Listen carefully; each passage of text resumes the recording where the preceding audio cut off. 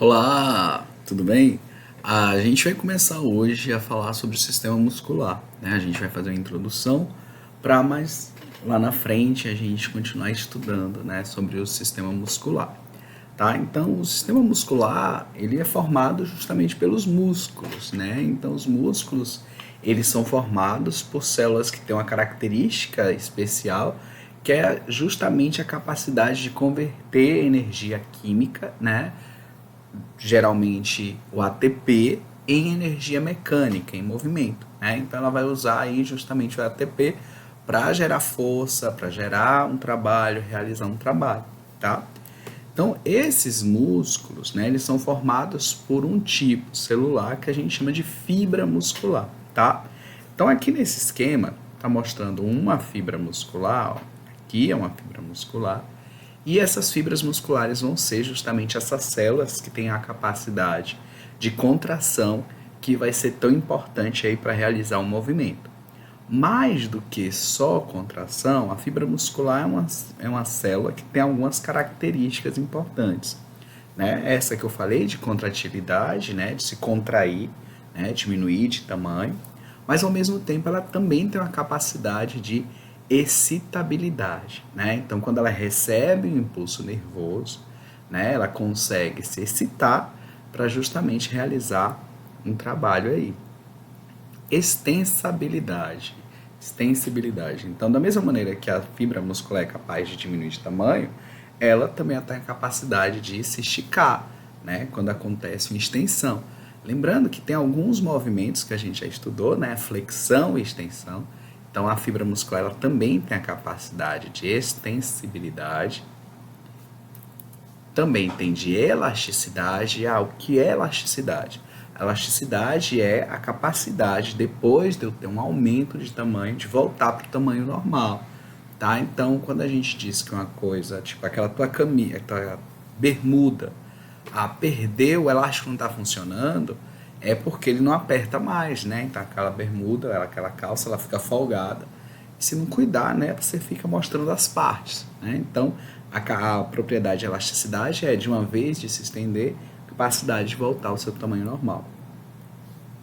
Então, os músculos, além de ser formados aí pelas fibras musculares, ele também é formado por tecido conjuntivo, tá? Então, esse tecido conjuntivo que reveste os músculos e as fibras musculares vão ser importantes, né? Tanto para levar também a condução de um impulso nervoso, também existem capilares associados ao tecido conjuntivo, tá?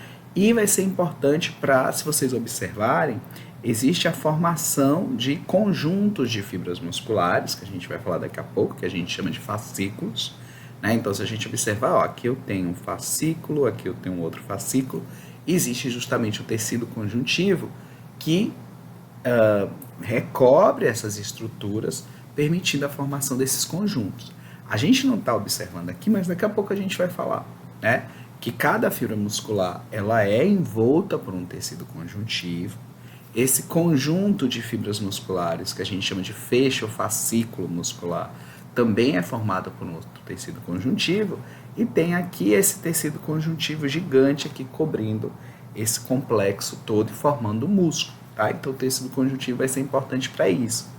E uma parte do tecido conjuntivo, ele também vai formar os tendões, né? Que eu acho que todo mundo já ouviu falar, que justamente está associado ao músculo, né? Os tendões geralmente ligam os músculos a ossos ou a outros músculos, tá? Em alguns casos a nossa pele também. Então é tecido conjuntivo.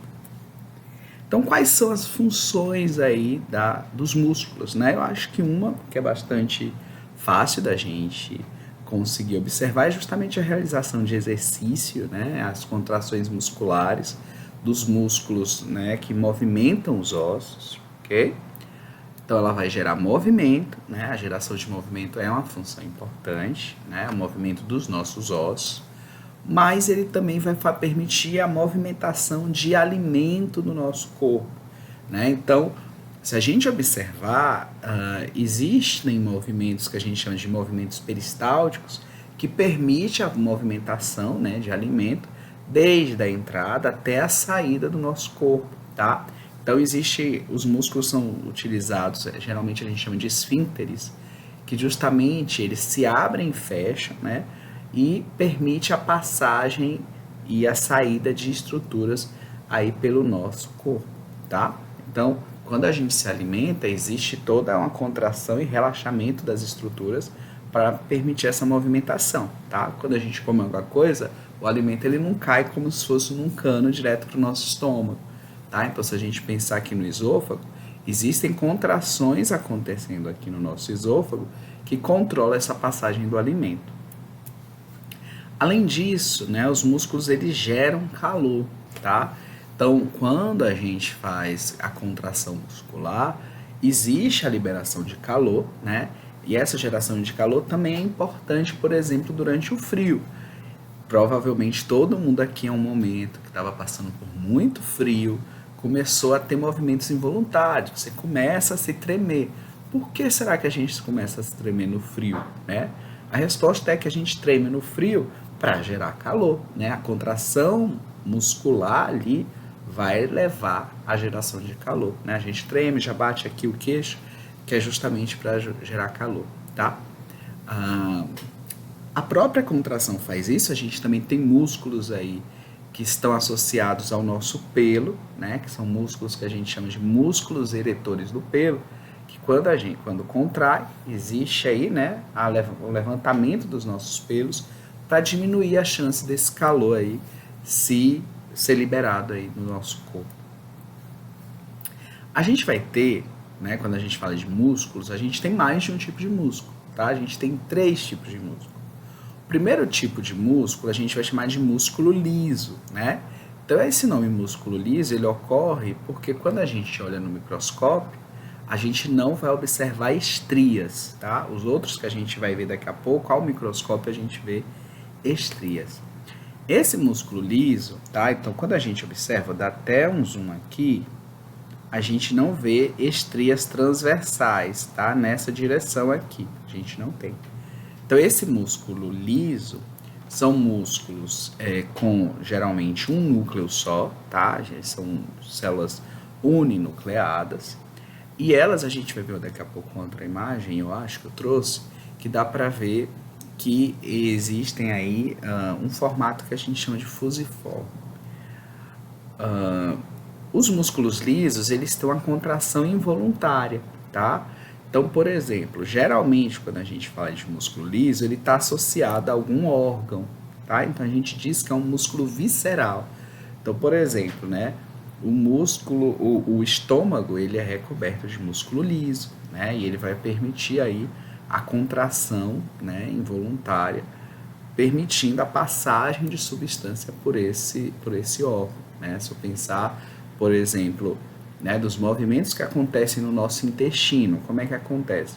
Porque os intestinos são revestidos por músculo liso, tá? Então a gente diz que o músculo liso é um músculo visceral, tá? O músculo liso ele é visceral porque ele recobre uma víscera e ele é involuntário, né? A gente não controla ele, voluntário. Quando a gente está com vontade de ir no banheiro, a gente não consegue controlar. A gente consegue controlar lá, né, na saída, a gente consegue controlar, mas a gente não consegue controlar a passagem do alimento, ok? Então, ele é um músculo involuntário. Um outro tipo de músculo já é um músculo estriado, que é o músculo estriado cardíaco. Então, o próprio nome está dizendo músculo estriado cardíaco, ele vai ser também um músculo visceral, que ele recobre uma víscera, né? Mas essa víscera, no caso, é o coração, ok?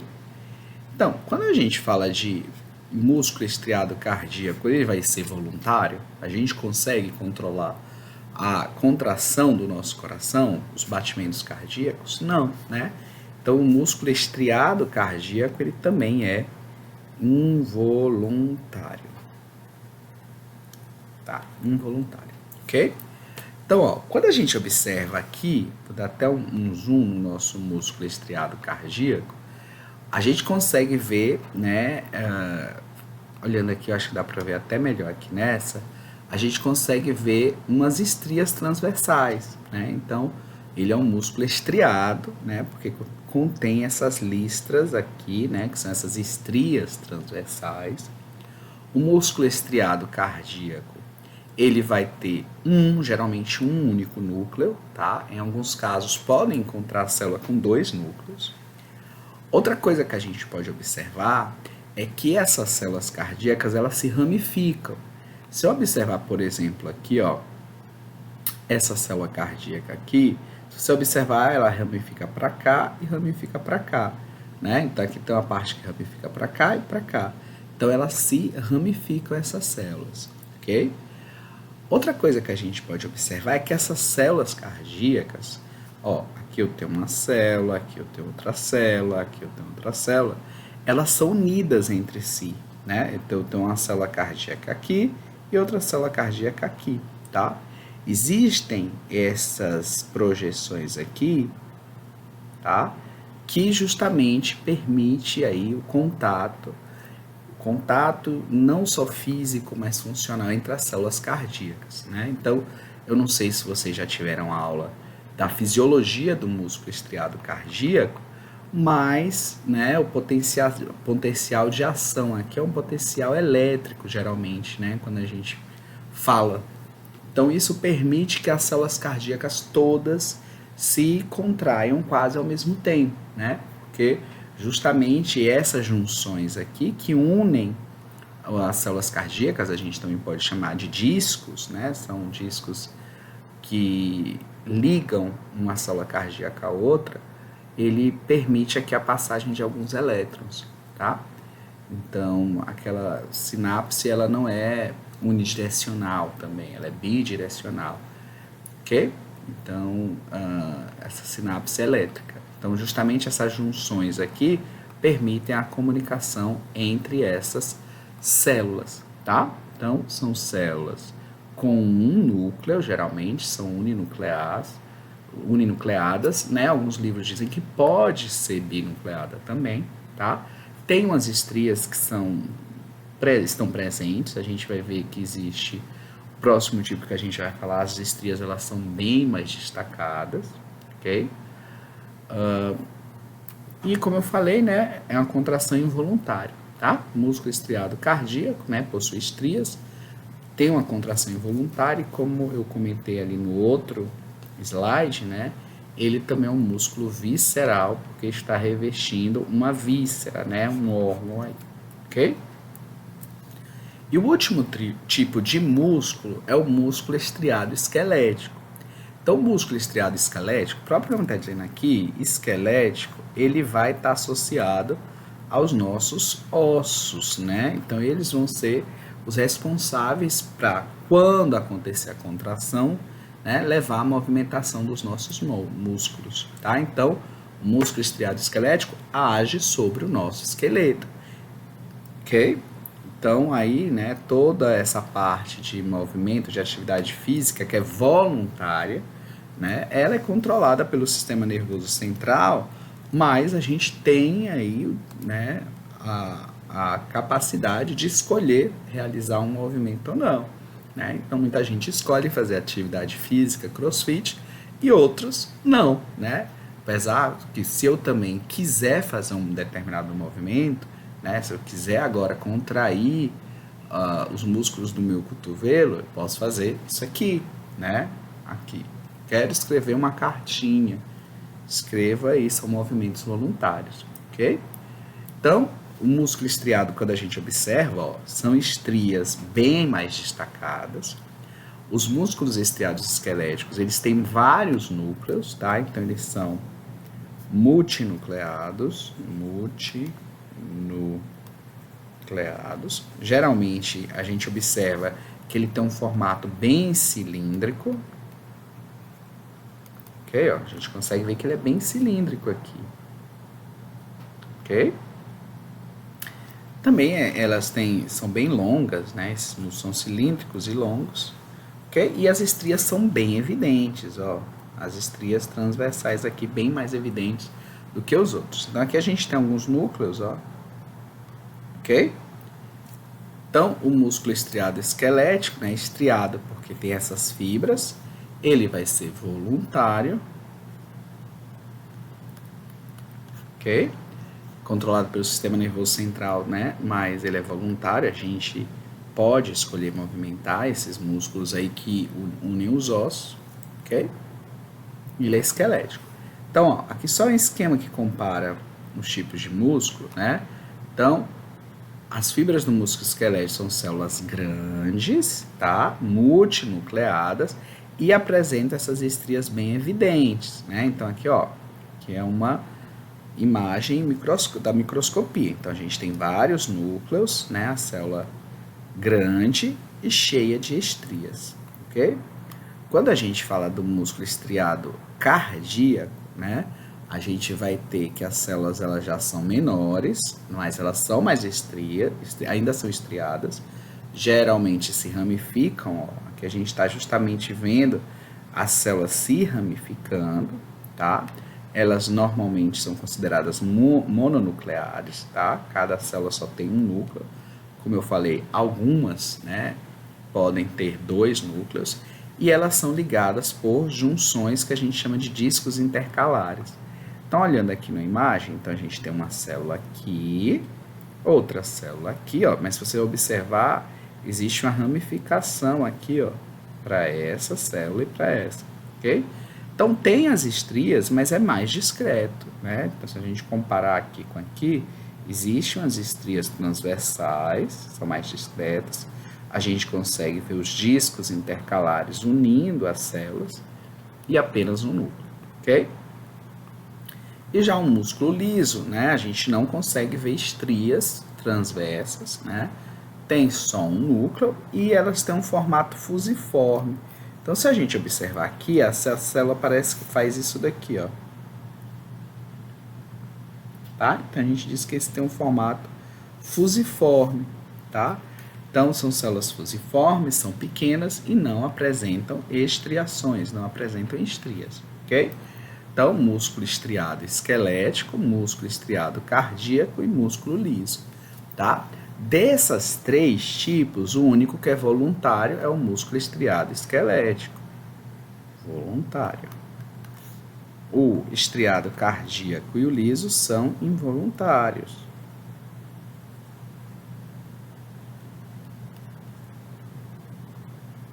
Ok? Beleza, fácil. Então, ó, a gente vai falar das principais partes dos nossos músculos, ok? Então, uma parte bastante importante do nosso músculo é o que a gente chama de ventre muscular. Então, o ventre muscular é aquela parte mais carnuda, mais vermelha do nosso músculo, que justamente está relacionada com a contração muscular, ok? Então, é justamente a parte mais ativa do nosso músculo. E a gente pode classificar os nossos músculos pela quantidade de ventres musculares. Nem todo músculo só tem um ventre, tá? Que é essa parte vermelha aqui. Então, os músculos que só têm um ventre muscular, a gente vai classificar de unigástrico, né? Então, quando eu falo unigástrico, só tem um ventre muscular. Então, a gente tem um músculo da nossa coxa, que a gente chama de músculo sartório, que ele só tem um ventre muscular, tá? Então, a gente chama ele de unigástrico. Quando existem alguns músculos que têm 2 ventres musculares. Então, músculos que têm 2 ventres musculares, a gente vai chamar de digástrico, tá? Então, o músculo, por exemplo, omoioide, ele tem 2 ventres musculares. Então, ó, que a gente tem um ventre muscular, um tendão aqui intermédio e outro ventre muscular, né? Então, como ele tem 2 ventres musculares, a gente chama de digástrico, tá? Digástrico possui 2 ventres musculares separados por um tendão intermediário, que é um tecido conjuntivo, ok? E existe alguns músculos que têm mais de 2 ventres musculares, e aí a gente vai chamar de poligástrico. Então, o exemplo mais clássico de músculo poligástrico é o músculo reto do abdômen, o reto abdominal, que tem vários ventres musculares. Então, quem está em dia aí com academia, o crossfit, o projeto Verão 2022, tá cheio de gominho aí na região do abdômen, né? E cada gominho desse é um ventre muscular, ok? Então, a gente vai utilizar o sufixo gástrico para falar sobre o número de ventres musculares. Ventres musculares, ok? Então, um ventre muscular a gente vai chamar de unigástrico, 2 ventres musculares de digástrico e mais de 2, né, 3 ou mais a gente chama de poligástrico, ok? Essa classificação é importante, tá? Saber a classificação morfológica de um músculo, baseado, nesse caso, no número de ventres musculares, ok?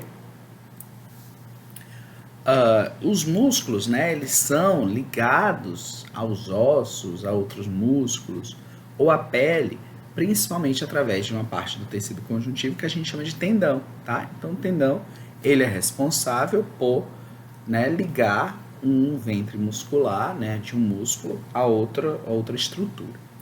Então, os tendões, né, elas não são partes que se contraem, ok? Então, o tendão de um músculo ele não vai se contrair. E, normalmente, né, a gente pode diferenciar esse tendão de 2 maneiras, tá? Existe um tendão que a gente chama de tendão de origem, ou seja, que fixa um músculo, né, em um determinado lugar, e a inserção, que é aonde eu vou inserir esse músculo. Ah, professor, como é que eu vou diferenciar? Então, aqui a gente tem um músculo, esse daqui é o bíceps, tá? O bíceps braquial. Como é que eu vou saber se é a origem ou se é a extensão dele? Ok? Apesar de ter falado que isso daqui é o bíceps, isso daqui tá mais para tríceps, tá, gente? Agora que eu tô vendo que tá de costa. Então, aqui é tipo tríceps. Então, a gente tem o seguinte.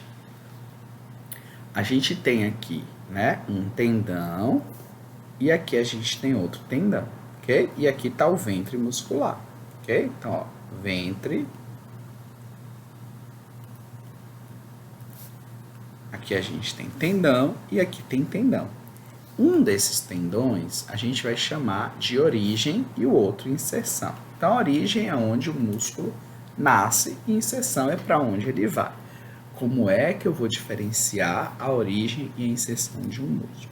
Então, imagine que a gente esteja realizando um determinado movimento de flexão e extensão, tá? Então, quando eu faço aqui a flexão do meu cotovelo, eu faço esse movimento, né? Quando eu faço extensão, eu faço esse movimento. Então, se vocês observarem, quando eu faço esse movimento, eu estou deslocando apenas os ossos do antebraço. O osso do braço, ele não se mexe, né? Então, ó, essa parte aqui, né, a gente vai dizer que é a origem do tendão, porque é a parte que não está deslocando, tá? Então, quando eu faço esse movimento de flexão do cotovelo, eu não estou movimentando aqui, né? A parte que está sendo movimentada é essa daqui, tá? Então, a origem e a inserção vai me dizer justamente qual parte está sendo deslocada, tá? Então, ó, aqui está mostrando uma flexão, tá? E uma extensão. Quando eu faço o movimento de flexão e extensão, a gente está movimentando essa parte aqui, tá? Então, essa parte que se desloca durante o movimento, essa parte do músculo que está deslocando um osso do movimento, eu vou chamar de inserção, tá? Inserção é a parte que é a deslocada durante o movimento muscular. E a origem é a parte que fica fixa, tá? Alguns livros chamam a origem de inserção proximal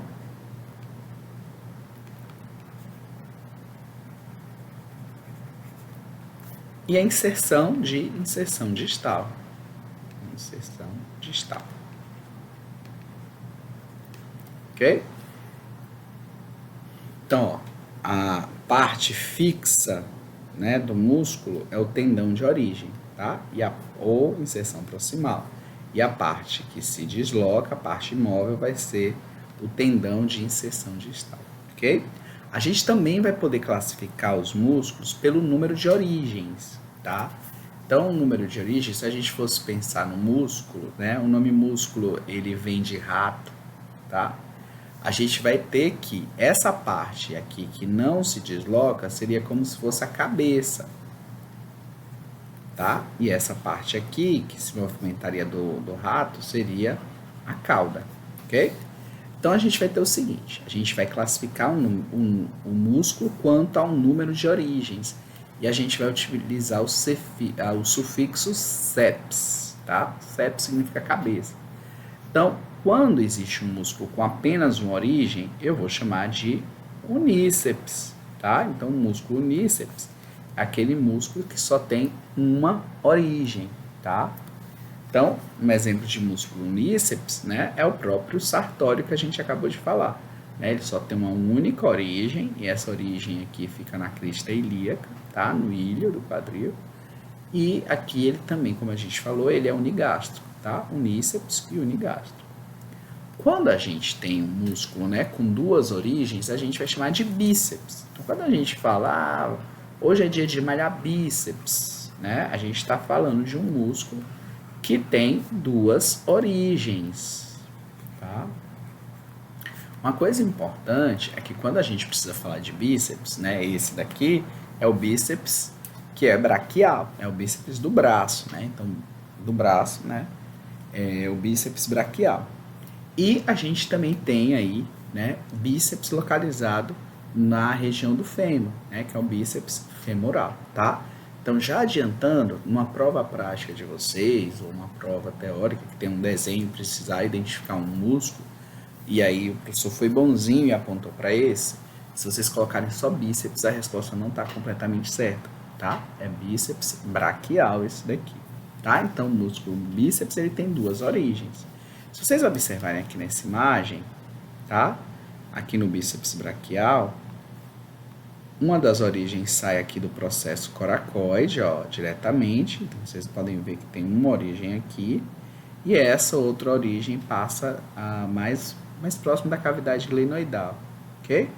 Então, outra origem aqui. Então, se vocês observarem, apesar desse músculo ter duas origens, ele tem só um ventre, tá? Muscular. Então, duas origens e um ventre é um bíceps. Então, quando vocês ouvirem falar de tríceps, né, que é esse músculo que fica aqui na porção posterior do nosso braço, né, é um músculo que tem três origens, ok? Ou três cabeças. Então, aqui tem um desenho mostrando o tríceps, né? Então, a gente tem uma origem aqui, outra origem aqui e o outro fica aqui embaixo, tá? Então, aqui é o tríceps também braquial, ok? Mas tem outra origem aqui, ok? A gente também tem um tríceps que é o tríceps sural. O tríceps sural, lembrando que esse nome sural quer dizer que ele é posterior, tá? Ele fica na parte de trás da nossa panturrilha, tá? Ele é o músculo da nossa panturrilha, ok? O tríceps sural. Depois a gente vai ver que, em alguns casos, a gente pode colocar nome aqui para essa parte aqui, ok? Depois a gente vai estudar aqui o nome que a gente bota para esse músculo. Músculo gastrocnêmio, ok? E, ó, ok? Tem duas origens aqui, tem uma que está embaixo, que a gente só consegue ver tirando essa parte de cima, ok? Mas tríceps significa que tem três origens. Todo mundo já deve ter escutado falar de quadríceps, né? Do quadríceps femoral, que formam a parte anterior da nossa coxa, né? Então, esse músculo quadríceps, eles têm quatro origens, né? Cada um deles, inclusive, também tem um nome, tá? A gente tem aqui o reto femoral, o vasto medial, o vasto lateral e o vasto intermédio, tá? São os nomes de cada uma das cabeças do quadríceps, tá? Então, o quadríceps tem quatro origens ou inserções proximais. E o último tipo é o políceps, quando existem aí mais de quatro origens, tá? Então, a gente tem o músculo serrátil anterior, que ele tem várias origens aqui, né, nas costelas. Então, ó, cada um desses aqui, a gente tem 8 origens aqui do serrátil anterior, que está na porção aqui mais lateral das nossas costelas, ok? Então, tem mais de 4 origens, tá bom? Então, origens é a parte que durante um movimento não é deslocada, ok? E a gente utiliza o sufixo seps. Além da origem, né, a gente falou que existe a inserção distal, né, ou só a inserção, que é justamente a parte, né, o tendão responsável por deslocar, né, durante quando o músculo contrai, a parte do tendão que vai deslocar um osso, né? Uma estrutura. A gente está falando de osso, mas pode ser outra coisa, tá? Pode ser a pele, por exemplo. Então, a inserção distal é a parte que vai se deslocar. E a gente vai utilizar o sufixo caudado. Caudado, ok? Então, quando existe um músculo com só uma inserção distal, a gente vai dizer que é unicaudado. Então, a gente tem um exemplo aqui, que é do peitoral maior, tá? O peitoral maior é um músculo que tem aí pelo menos 3 origens. Se você observar, tem uma parte do músculo que está inserida aqui na clavícula, outra parte aqui pega o manúbrio, o corpo do externo, e a outra parte aqui, ó, ela vai pegar algumas costelas, tá? Apesar de ter mais origens, né, eles vêm todo para justamente o húmero, tá? Então, ele só tem uma inserção distal. Então, é por isso que quando alguém, né, vai precisar malhar, hoje é dia de malhar peito, né? Vai malhar o peitoral maior. Como é que acontece esse movimento? Né? Para você que malhar peito, você não mexe o peito, né? Você geralmente faz aqui um movimento onde você desloca o braço, né? Você desloca o húmero. Quando você desloca o húmero, você está trabalhando aqui o músculo peitoral, tá? Esse daqui é o peitoral maior, tá? A gente tem outro peitoral menor que fica aqui embaixo, ok? Então, apesar de ter mais de uma origem, ele só tem uma inserção distal. Então, ele é unicaudado. Existem outros músculos que têm duas inserções distais, tá? Então, existe aqui o músculo tibial anterior, tá? Que está justamente, o próprio nome está dizendo, está localizado na tíbia, na parte da frente da tíbia. Ele vai ter duas inserções distais. Um no osso metatarso primeiro e outro no cuneiforme medial, ok? Então, ele movimenta essas duas estruturas. Então, por isso, ele é chamado de bicaudado. E se tiver mais de duas inserções distais, a gente já diz que é policaudado. Então, por exemplo, existe um músculo chamado de músculo flexor superficial dos dedos, que ó, tem apenas uma origem aqui, né, um ventre muscular, mas ele vai lançar várias inserções distais justamente para as falanges dos nossos dedos, tá? Ele coloca aqui dos 4 dedos, ele só não movimenta o polegar, tá? Então, quando a gente faz isso aqui, ó, esse movimento de flexão, justamente, ó, aqui nesses 4 dedos, a gente é responsável pela contração do músculo flexor superficial dos dedos, tá? Esses 4 aqui. A gente tem um só para o nosso polegar, ok? Nesse caso, ele é policaudado, né? Ele tem origem aqui, né, no epicôndilo medial do húmero, e ele vai se inserir nas falanges aqui dos dedos 2, 3, 4 e 5, né? Então, ele é um músculo policaudado. Então, é bem importante conseguir separar, né, que é um músculo unicaudado, que é um músculo uníceps, que é um músculo unigástrico, né? Então, saber o conceito por trás aí desses termos é importante para vocês, ok?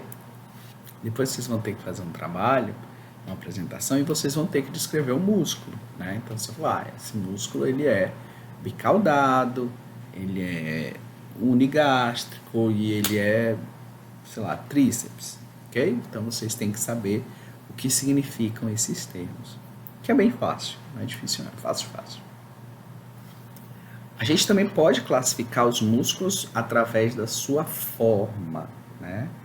Então, não só através, como a gente falou agora, né, do número de origens, inserção e de ventre muscular, mas do formato deles.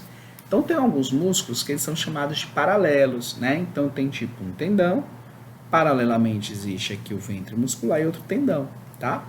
Então, aqui a gente tem um músculo, tá? Esse músculo aqui, ele liga um osso chamado de ocioide até o externo. Então, o nome desse músculo aqui é o músculo esternoióideo, ok? Então, o músculo esternoióideo, ele tem as fibras aqui, né, que são paralelas, né, de forma longitudinal ao músculo. Então, a gente chama de forma paralela. Muitos músculos, eles estão em formato que a gente chama de fusiforme. Aqui tem um O, mas é fusiforme, tá? O músculo fusiforme, ele tem um formato de fusível, né? Então, ó, se vocês observarem, ele tem aqui, ó, um ventre mais gordinho, tá? Então, ó, ele faz isso aqui, ó, ok? Então, o músculo que tem esse formato de fuso, né, que tá as fibras musculares, aqui um tendão e aqui outro. Então, ele é mais larguinho aí no meio e mais estreito nas extremidades. Então, a gente chama de músculo fusiforme, ok? O músculo braquial, por exemplo, ele é fusiforme. Se a gente observar, ó, ele faz isso, mesmo tendo dois tendões aqui de origem, mas ele tem um formato fusiforme, ok? Alguns músculos são chamados de largos, tá? Então, os músculos largos são aqueles aonde o comprimento e a largura, ele meio que se equivalem, tá? Então, o músculo glúteo máximo é um exemplo de músculo largo, ok?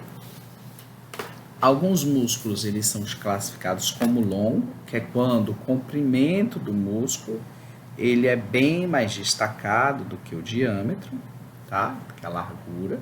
Então, músculo largo, o músculo sartório, que a gente já falou algumas vezes aqui, ele é um músculo que é longo, né? Esse músculo, ele é uníceps, só tem uma origem, só tem uma inserção distal, então ele é unicaudado, só tem um ventre muscular, então ele é unigástrico, tá? E ele é um músculo longo, ok? Alguns músculos têm um formato de leque, né? Que é quando eles fazem uma projeção para um único lugar, tá? Então, um exemplo é o peitoral maior, né? Que ele tem um formato de leque mesmo. Alguns músculos são triangular, tá? Então, tem a forma de um triângulo. A gente tem um músculo aqui chamado de piriforme e o músculo deltoide, tá? Ele tem um formato mais triangular. E alguns músculos são redondos, né? Geralmente, os músculos que têm um formato redondo, eles estão envolvidos em abertura e fechamento de estruturas, né? Então, aqui, esse músculo que a gente chama de orbicular do olho é um músculo redondo, tá? Tem um músculo aqui que é orbicular da boca, tá? Existem alguns músculos que têm esse formato mais arredondado, tá? A gente também tem alguns músculos redondos aí na saída do nosso ânus também, ok? Então, eles têm aí, geralmente, controlando abertura e fechamento de orifícios, né? Então, muitas vezes, eles são chamados de esfíncteres, ok? Então, a gente pode ter essa classificação baseada na forma, tá? Então, paralelo, fusiforme, largo, longo, leque, triangular e redondo. Alguns músculos, né, eles também podem ser classificados pela disposição das fibras. Então, a gente viu, né, que alguns músculos eles são paralelos em relação ao tendão, né? Então, olha, o tendão está aqui em cima, aqui está o ventre muscular, ou está horrível esse meu desenho, e aqui tem outro tendão, né? Então, aqui é um músculo que é paralelo, as fibras são paralelas em relação ao tendão, tá? Aqui também a gente tem fibras paralelas, e tem músculos que eles são oblíquos em relação ao tendão, tá? Então, a gente tem um tendão maior, que fica aqui no centro, e a gente tem aqui, ó, as fibras oblíquas, ok? Então, ó, eles têm um formato de pena, né? A gente chama até peniforme o nome desse tipo. Peniforme, geralmente, é quando eu tenho um tendão no meio e fibras oblíquas para os dois lados, tá? Essa daqui é semipeniforme, ok? Então, a disposição das fibras, né? Então, se fosse um músculo, como a gente viu, que tem as fibras paralelas, então tem um pedaço de tendão aqui, as fibras estão aqui paralelas a esse tendão e outro tendão aqui, ok? Tá, então esse é paralelo e essas são oblíquas que dão aí um formato que lembra uma pena, ok? Então, essas fibras aí oblíquas, elas podem ser unipenadas, quando as fibras musculares elas saem apenas de um lado, né? Aqui, ó. A gente tem músculos lumbricais, que estão localizados aqui na palma da nossa mão, tá? Onde eles saem, aqui tem justamente um tendão, e eu tenho a saída de músculo apenas por um lado. Então, ele é unipenado. O bipenado, como o músculo reto da coxa, o tendão está passando bem aqui, ó. E aí eu tenho fibras oblíquas de um lado e fibras oblíquas do outro, tá? Então, é bipenado, ok? Ou pode ser multipenado, tá? Então as fibras elas têm como se fossem, saem de diversos pontos aqui e eles convergem aí de várias regiões para uma região só, tá? Então o músculo deltoide aí, ele é um músculo triangular, né? Mas ele também é multipenado, ok? A gente também pode classificar o músculo quanto à sua ação. Então, muitos músculos, eles já dizem a sua ação, né, no seu nome. Então, por exemplo, o músculo levantador da escápula já está dizendo que ele vai ter a função de levantar a escápula. Músculo flexor radial do carpo, né? Então, está dizendo que ele faz uma ação de flexão. Músculo flexor superficial dos dedos. Tem músculos que são chamados músculos extensores dos dedos, né? Então, muito músculo aí já no seu nome, ele já diz para que serve, ok? Então, ó, aqui tem algumas imagens, né? Então, aqui tem um músculo fusiforme, ó, aqui é um músculo que é um bíceps, né? Tem duas origens, aqui é o bíceps braquial. Ó, quantas origens a gente tem aqui? 3, né? Uma origem, 2 origens, 3 origens. Então, esse músculo é um tríceps, tá? Nesse caso aqui é um tríceps sural. Aqui a gente tem, ó, 1, 2, 3, 4 origens, né? Então, ele é um quadríceps. Aqui é o quadríceps femoral, ok? Aqui nessa outra imagem, a gente consegue ver um músculo, ó, com um ventre, um tendão aqui branco e outro ventre, né? Então, ele é um músculo digástrico, tá? Então, ele tem 2 ventres. Quantos ventres a gente vê aqui?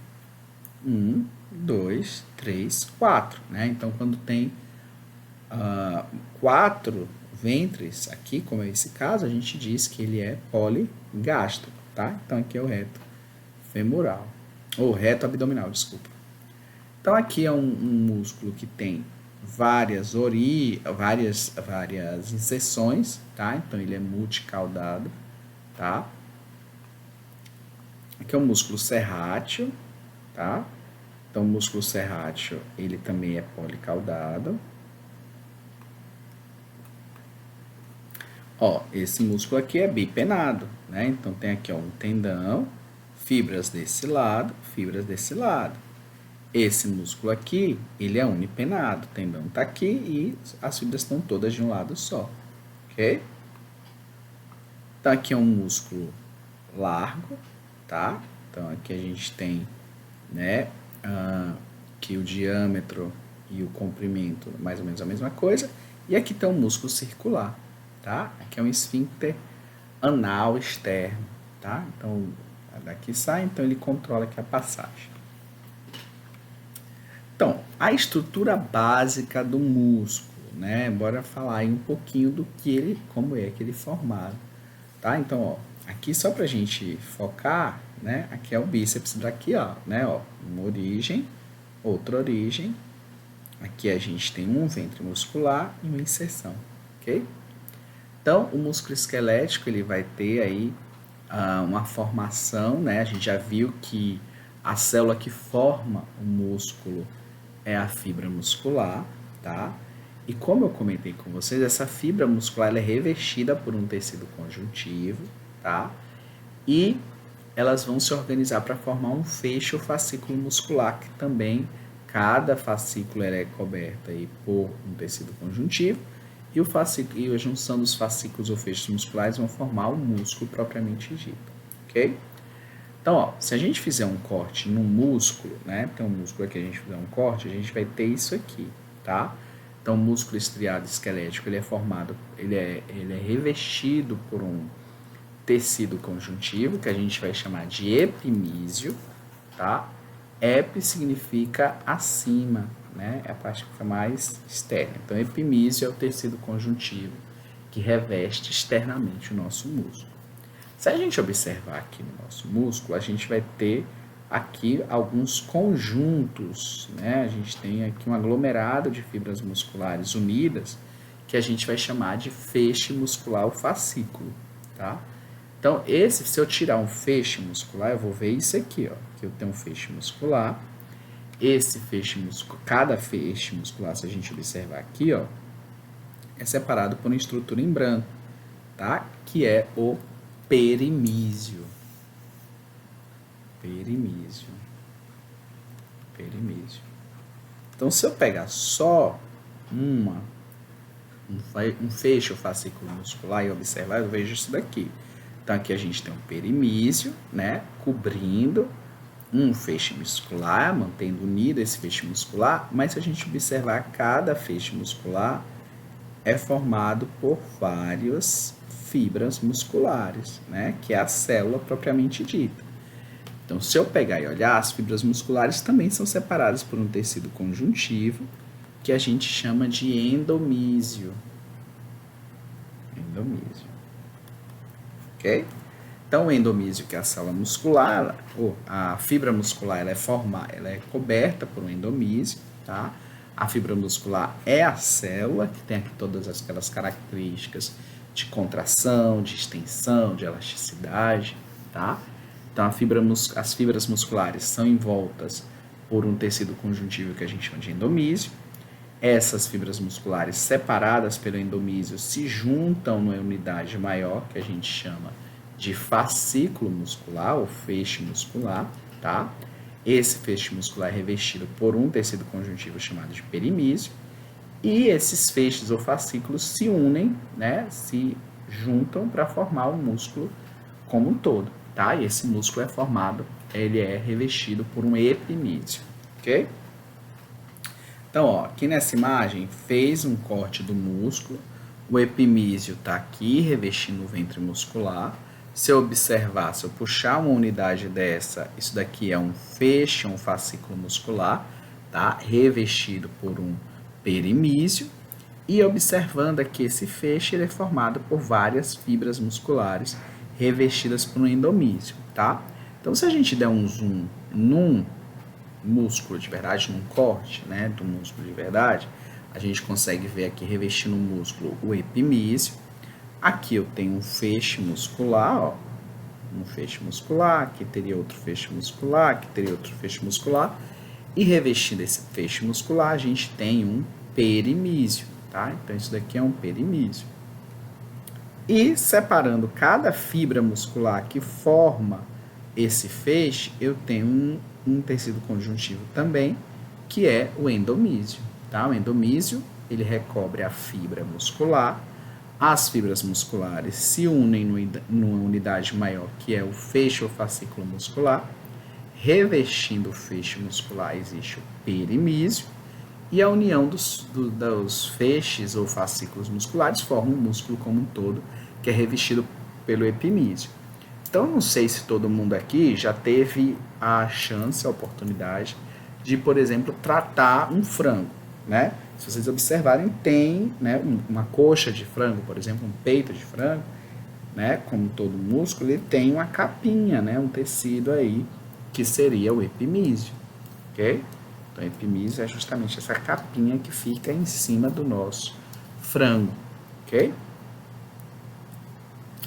Então, existem algumas estruturas que estão anexas ao músculo, tá? Então, a gente pode encontrar o que a gente chama de bainha sinovial, tá? A bainha sinovial, ela é uma estrutura que muitas vezes revestem os tendões, tá? Isso é importante para permitir que outros tendões ou outros músculos não se atritem, tá? Então, ele vai permitir que esses músculos, essas estruturas se deslizem umas sobre as outras sem problemas, tá? Então, a bainha sinovial. A gente também pode ter uma estrutura que a gente chama de bainha fibrosa dos tendões. Essa bainha fibrosa dos tendões, eles têm a função de conter o tendão justamente para deslizar o movimento, tá? Então, ele vai permitir o deslizamento, mas ele delimita, tá? Ele não vai deixar você também fazer um deslizamento grande demais, movimentos grandes demais. Ele meio que segura, contém aí esse tendão para evitar que ele faça movimentos aí exagerados. E outra coisa importante são as bolsas sinoviais, tá? As bolsas sinoviais, elas geralmente ficam entre um osso e um ventre muscular, né, um músculo, e ele vai estar, essa bolsa aqui, ela vai estar entre os dois para impedir, por exemplo, que esse músculo se rasa, se entra em atrito com o osso diretamente, tá? Então essa bolsa sinovial, ela também é chamada de bursa. Ok? Então quando a gente fala que alguém tem bursite, é porque está tendo inflamação nessa bursa, né? Nessa bolsa sinovial. Então geralmente causa muita dor porque o músculo entra em atrito com o osso, causando aí muita dor, ok? Então, ó, aqui, por exemplo, né, na articulação do nosso ombro, a gente tem aqui um músculo, um tendão, tá? Aqui a gente tem uma bursa ou bolsa sinovial, tá? Que fica entre o músculo, aqui, por exemplo, tá entre o tanto o ventre quanto o tendão desse músculo, né? Aqui é o bíceps, e o osso, né? Aqui na epífise proximal do húmero, tá? Então é importante, a gente tem várias bolsas ou bursas aí justamente no nosso corpo, que é para evitar um atrito de músculo com osso, principalmente, tá? Também pode evitar que ligamentos e tendões aí se rasguem ou se corrompam, tá? Entrem em atrito. Então, a gente viu, né, que o músculo estriado esquelético, ele é formado por diferentes fascículos e que cada fascículo é formado por uma fibra muscular, tá? As fibras musculares, elas são formadas por uma estrutura chamada de miofibrilas, tá? Que justamente vão permitir a contração muscular, ok?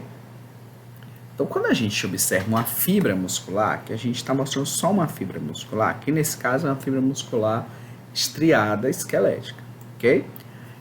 Como a gente falou, a fibra muscular é uma célula. E como célula, ela vai ter organelas, vai ter membrana, tudo aquilo que a gente estuda de uma célula, né, as partes da célula vão estar presentes na fibra muscular, já que é uma célula. E a gente tem um nome especial, né, específico para algumas estruturas. Então, por exemplo, a membrana que reveste a célula externamente, a gente vai chamar de sarcolema, tá? Então, quando vocês observarem o nome sarcolema, sarcolema é a membrana plasmática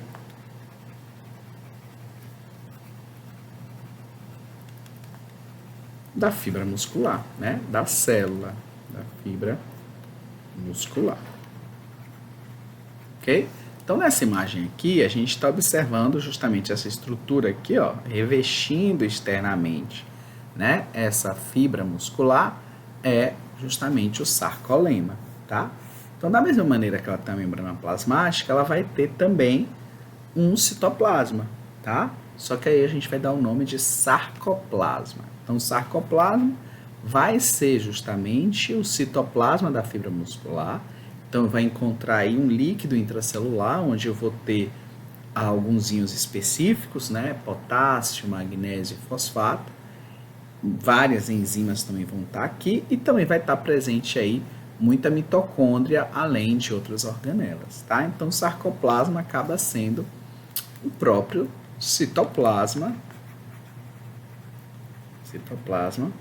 da fibra muscular, tá? E a fibra muscular, principalmente a estriada esquelética, ela é muito rica em mitocôndria. A gente vai ver que vai depender também do tipo de fibra, né? De contração lenta, rápida. Então, isso pode interferir aí na quantidade de mitocôndria, né? Então, aqui a gente tem as mitocôndrias, tá? As miofibrilas, que a gente já vai falar daqui a pouco.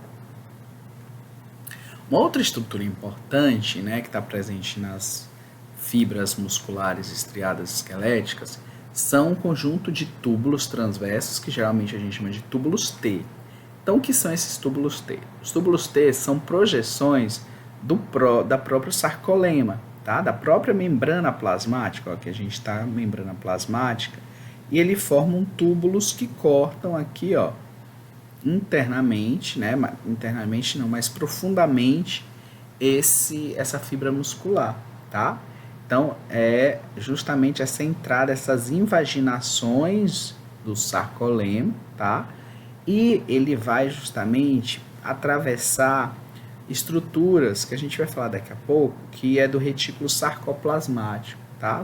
Os retículos sarcoplasmáticos aqui é o retículo endoplasmático, tá?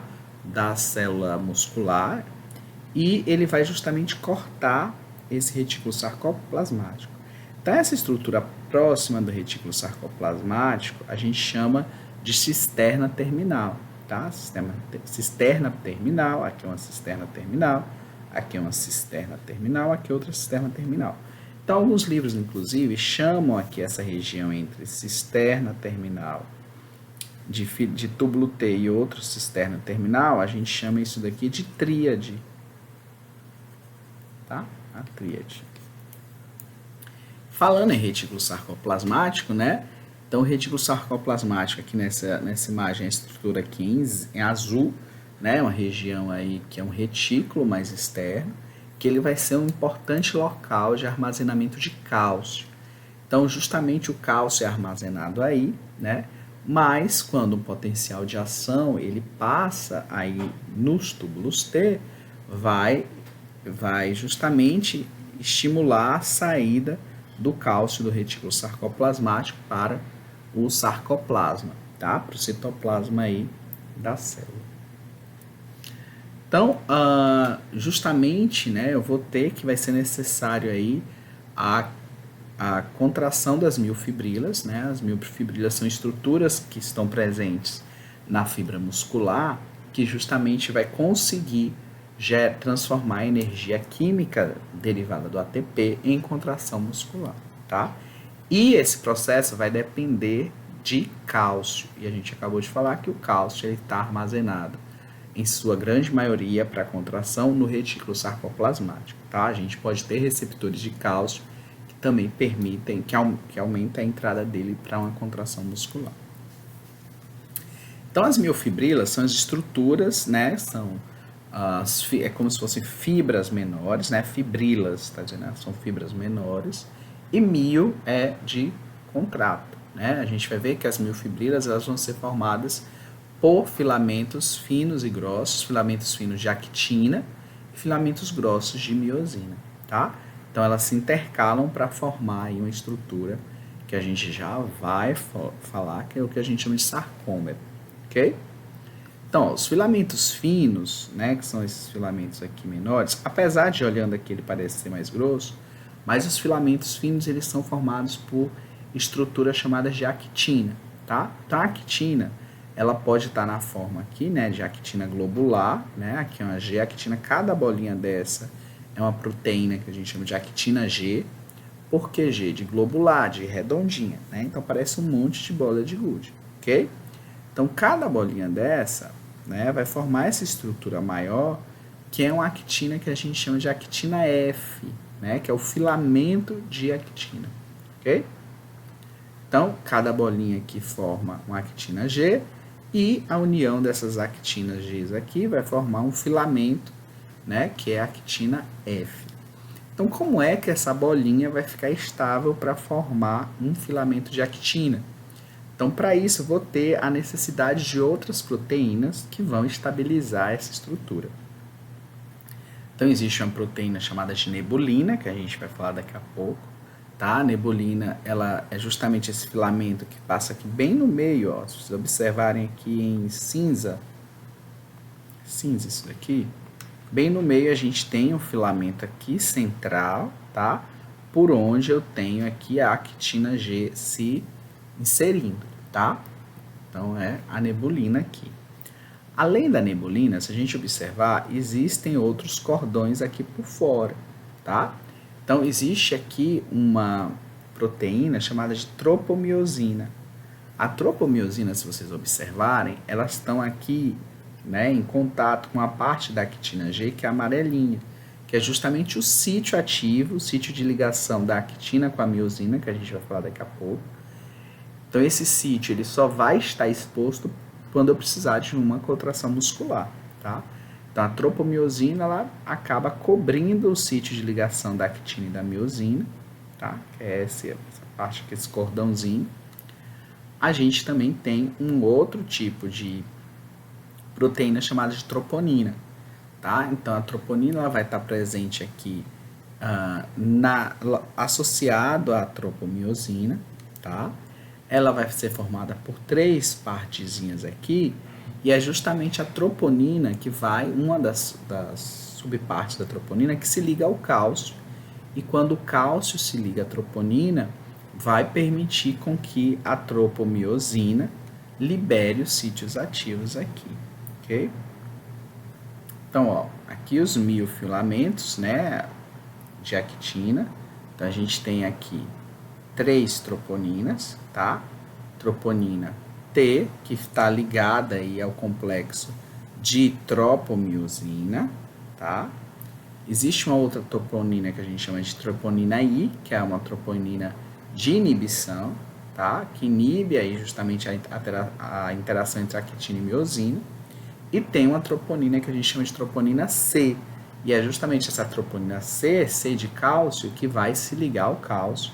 E uma vez que esse cálcio se liga, vai permitir aqui o deslocamento da tropomiosina e eu vou conseguir expor o sítio ativo da actina G. A gente vai ver daqui a pouco uns videozinhos para ficar mais fácil.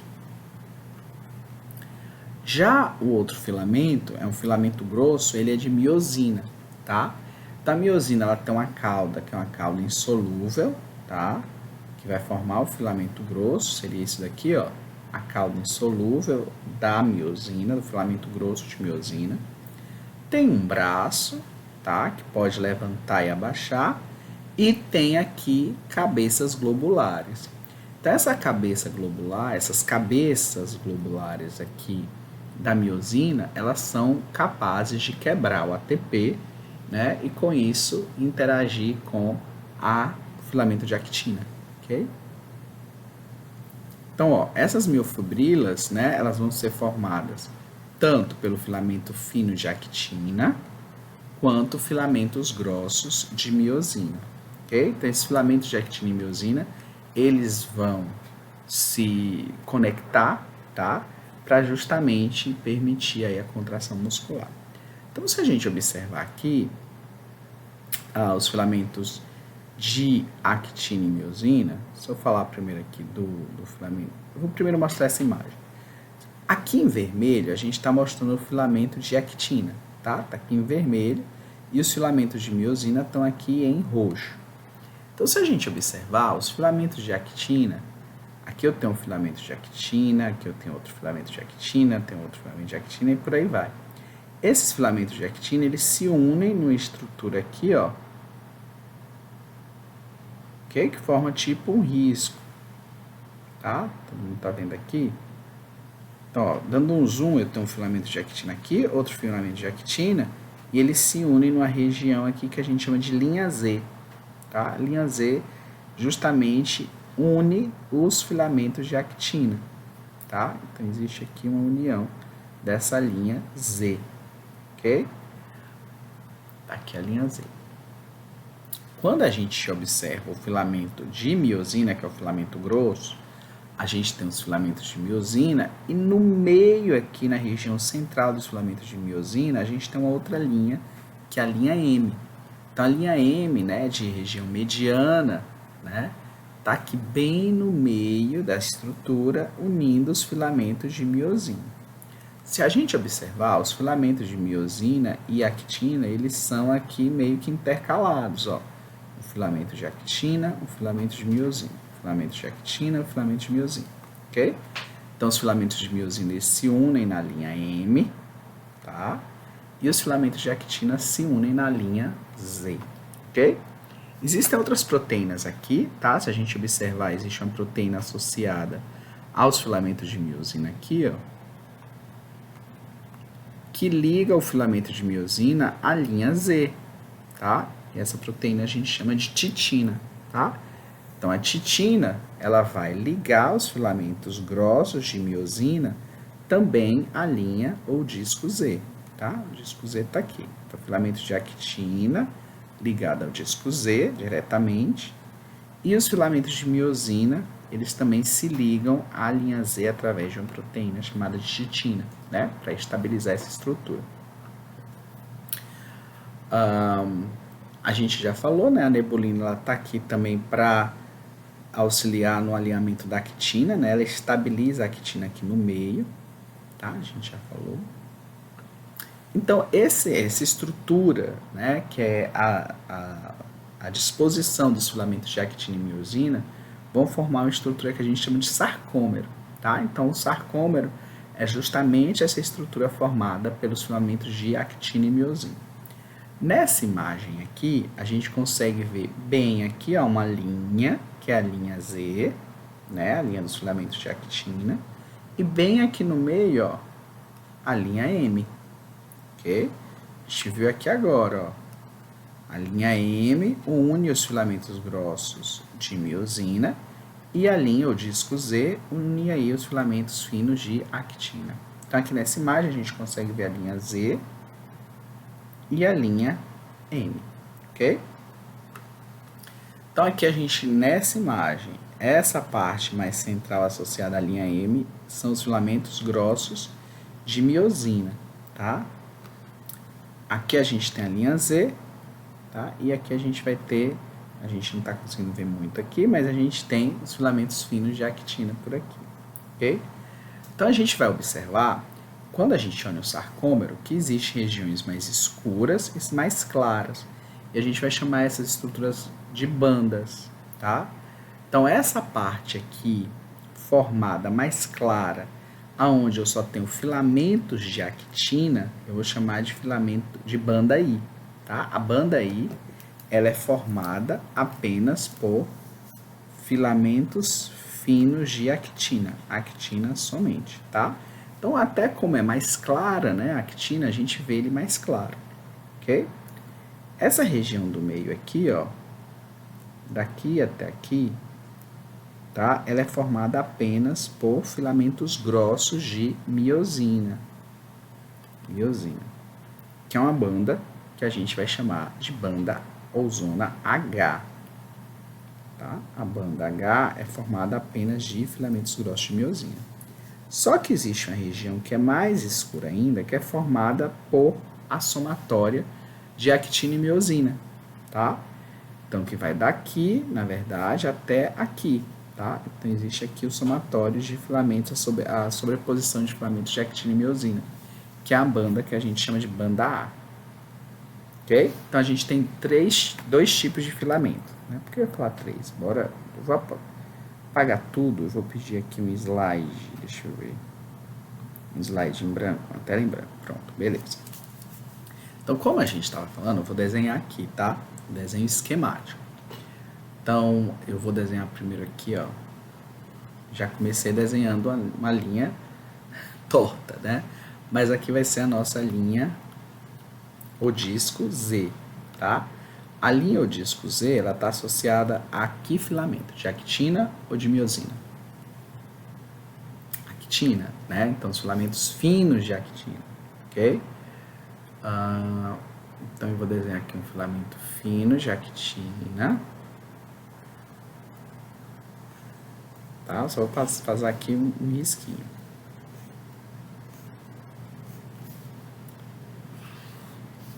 Aqui desse lado, outra linha Z. Tá achando que eu tô fazendo bem curtinho. Para fazer mais espaçado.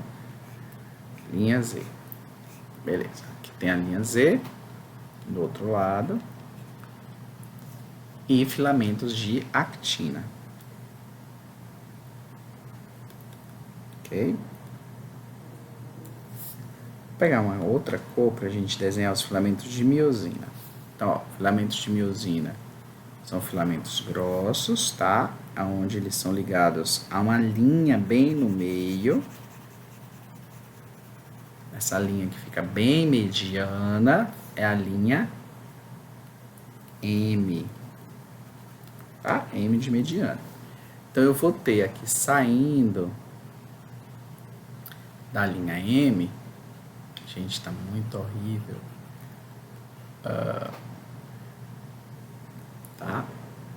A gente vai ter os filamentos de miosina, tá? Lembrando que os filamentos de miosina, eles têm umas cabeças contráteis, né, que se levantam.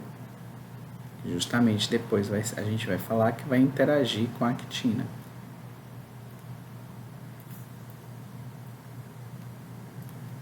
Tá?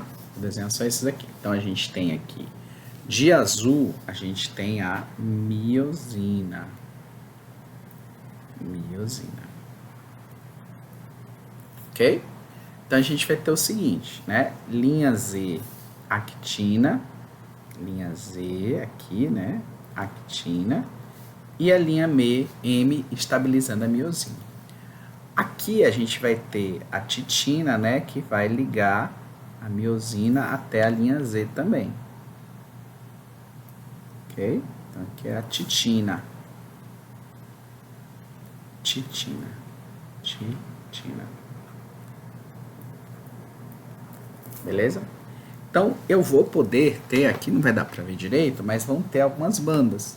Umas bandas mais claras e outras mais escuras, né? Então, se a gente observar, tirando a titina, a gente consegue observar o seguinte. Existe uma região que é formada apenas de actina, que é mais clara, que vai formar... Ai, eu apaguei o negócio.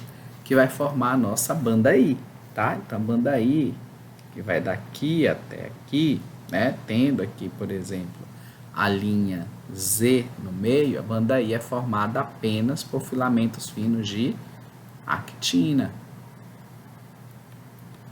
Eu apaguei, né? Mas tem essa região aqui, ó, que é formada apenas por miosina, tá? Então, essa região formada apenas por miosina, a gente vai dizer que é a banda ozona H, tá?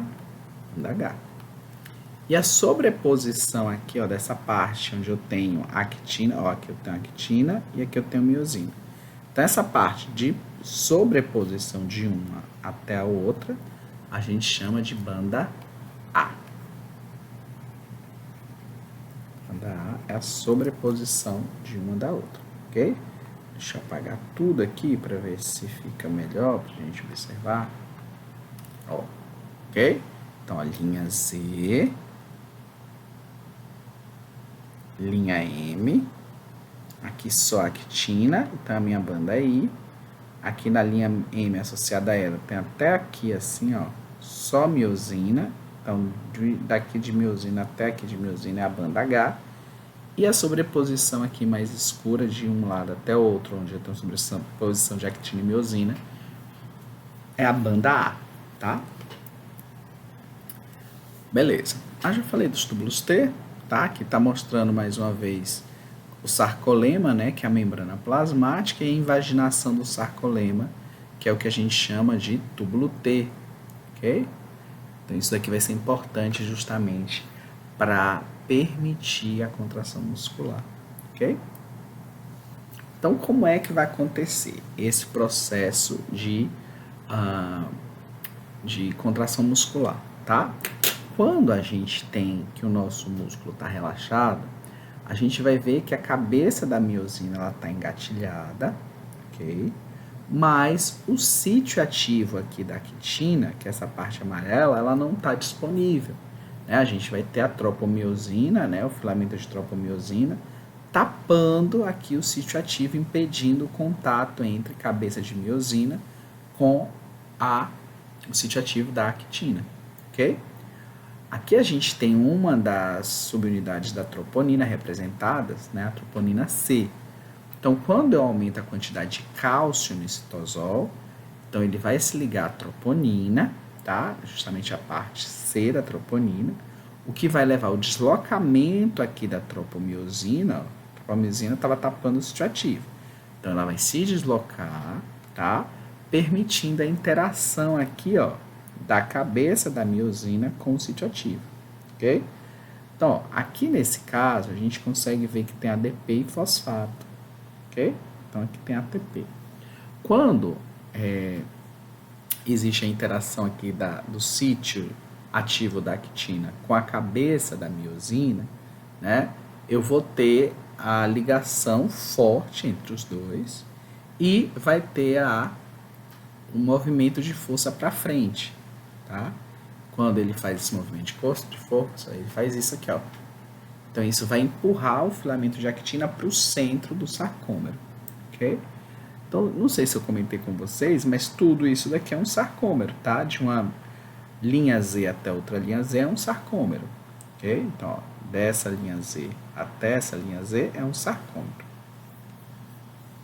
Então isso vai levar, né, a interação entre filamentos de actina e miosina vão levar à contração muscular, ok? Essa contração muscular ela vai acontecer quando, né, o músculo recebe uma informação, né, nervosa, justamente dizendo que a célula precisa se contrair, né, a fibra muscular, tá? Então essa informação ela chega através de nervos motores, que a gente vai falar depois, mas essa informação chega do nosso sistema nervoso para uma região da nossa fibra muscular que a gente chama de placa motora, tá? E essa placa motora a gente pode ver aqui uma junção, que é a junção neuromuscular, tá? Então aqui a gente tem músculo, aqui a gente tem os nervos, e essa região onde tem músculo e nervo se unindo a gente chama de junção neuromuscular. E a região, né, como um todo, a gente chama de placa motora. Então, o que vai acontecer? Né? Então, neurônios motores, ou seja, que permitem a contração muscular, carregam essa informação motora para as placas motoras das fibras musculares, tá? E vai levar a um potencial de ação, né? Uma diferença de potencial, que vai permitir a contração dos filamentos de actina e miosina do sarcômero. Então, como vai acontecer? Né? Então, aqui a gente tem a parte final de um axônio, né, que é do neurônio. Esse neurônio ele possui aqui neurotransmissores. O principal neurotransmissor envolvido aí com a contração muscular é a acetilcolina. Então, essa acetilcolina ela é liberada no espaço entre o músculo e o axônio do neurônio, que a gente chama de junção neuromuscular, tá? E o que vai acontecer? Essa sinapse vai passar aqui, né, na placa motora, e esse potencial de ação ele vai passar pelo sarcolema, né, a membrana plasmática do músculo, e também vai penetrar aqui nos túbulos T. Então, quando esse potencial de ação passa pelo túbulo T, ele vai estimular aqui a região das cisternas terminais do retículo sarcoplasmático, que armazenam cálcio, a liberar o cálcio que está no retículo sarcoplasmático para o sarcoplasma, tá? Então, o cálcio foi liberado. Então, aqui um axônio de um neurônio, tá? Leva aqui, né, a uma junção neuromuscular, né, na placa motora.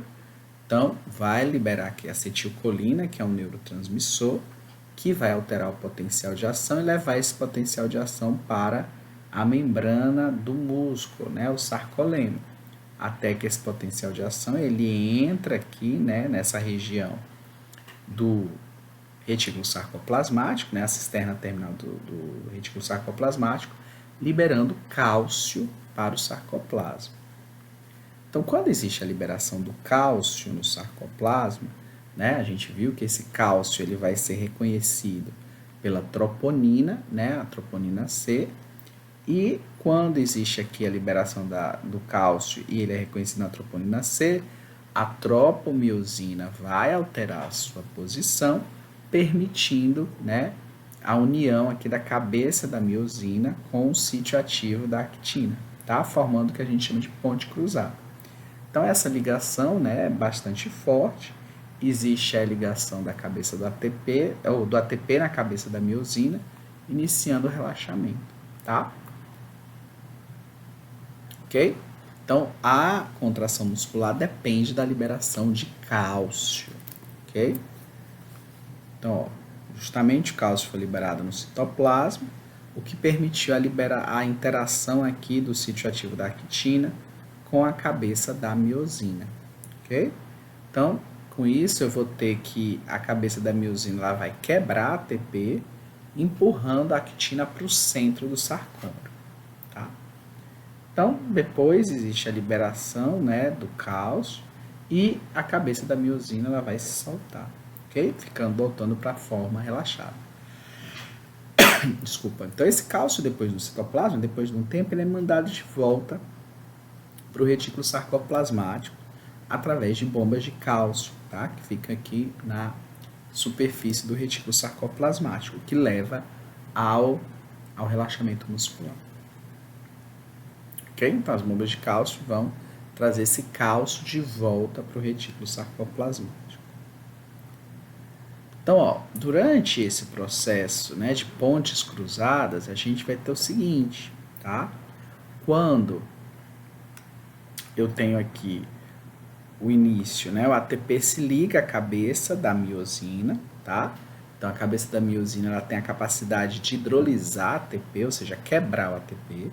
Então, ela vai quebrar o ATP, tá? E essa energia da quebra vai alterar a conformação da cabeça da miosina, tá?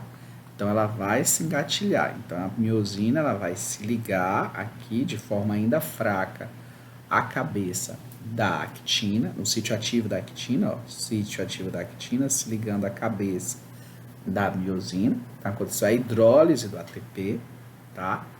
Então, quando existe aqui a entrada do cálcio, acontece uma ligação mais forte, né? O que vai levar à liberação do fosfato do ATP, ó, que o ATP foi quebrado em ADP e fosfato. Então, eu vou liberar esse fosfato e vai levar à movimentação da cabeça da miosina. Então, a cabeça da miosina se move, empurrando o filamento de actina ao centro, tá? Depois a miosina vai liberar o ADP e quando existe a liberação do ADP, a cabeça da miosina se solta, tá? Existe uma ligação aí. Então, bora ver isso acontecendo, ok? Então, ó, um músculo aí. Então, a gente observando o músculo, ele é formado, né? A gente viu aí que ele é formado por várias fibras musculares. Então, a gente está vendo aí, ó, diferentes sarcômeros, né? O sarcômero vai de uma linha Z até a outra. E esse sarcômero é formado por filamentos de actina e miosina, né? Então, tem os filamentos finos de actina, que estão representados aí em amarelo, e os filamentos grossos de miosina representados em rosa. Então, a interação de actina e miosina vai fazer com que a miosina empurre os filamentos de actina ao centro. Tá? Então, ó, quando o cálcio ele é liberado no citoplasma, então a troponina C ela vai reconhecer esse cálcio e vai levar à alteração da posição da tropomiosina que está em verde. Ó, a tropomiosina vai se deslocar, expondo os sítios ativos da actina G. Então, a cabeça da actina, da miosina vai se ligar. Então, ó, a cabeça da miosina, ela tem a capacidade de hidrolisar ATP, né, como a gente já falou. Então, quando a ATP ele, né, se liga, vai ter hidrólise do ATP em ADP e fosfato.